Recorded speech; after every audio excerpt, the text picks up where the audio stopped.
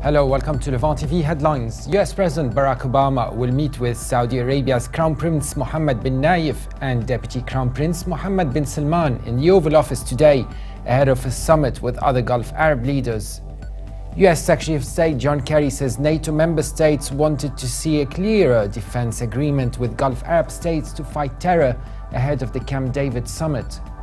Yemen fell quiet for the first time today since a Saudi-led coalition launched airstrikes against Houthi rebels on March the 26th, as a humanitarian truce appeared to be holding.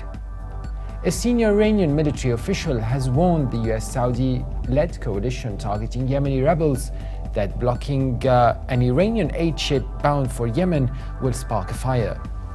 And a high-profile group of former European political leaders and diplomats has called for the urgent reassessment of EU policy on the question of a Palestinian state and has insisted Israel must be held to account for its actions in the occupied territories. And now let's have a look at top Middle East headlines.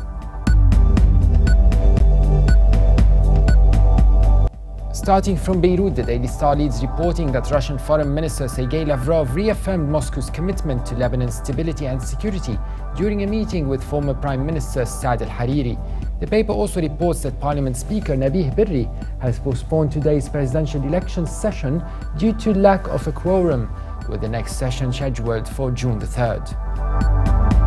From the UAE, the Khalij Times leads reporting that the White House and Saudi Arabia scrambled to quell talks of a diplomatic rift after King Salman bin Abdulaziz of Saudi Arabia pulled out of a summit with US President Barack Obama at the 11th hour. The paper also reports that a number of delegates from the world congregated to attend the 14th Arab Media Forum that started in Dubai yesterday.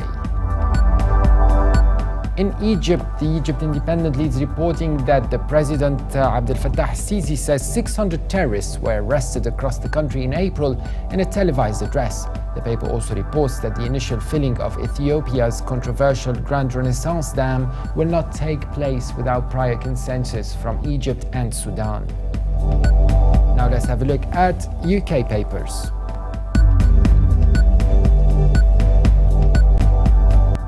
The Independent leads reporting that as many as a third of soldiers fighting in Yemen's civil war are children, according to international groups who have accused all sides of intensifying the recruitment of minors in the conflict.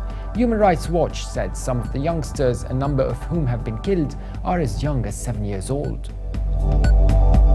The Guardian leads reporting that Israel has been warned by the International Criminal Court that if it does not cooperate with an initial investigation into possible breaches of international law in the occupied Palestinian territories, the court may launch a full investigation without its input. Also from London, the Telegraph leads reporting that dozens of luxury cars have been seized by police in Tehran after a fatal accident involving a Porsche has caused a storm on social media about the shenanigans of the well-connected super-rich. A flurry of comments on Twitter and the dead man's Instagram account exposed the intense resentment felt by Iran's squeezed middle classes towards an increasingly wealthy elite. Now let's have a look at top international papers.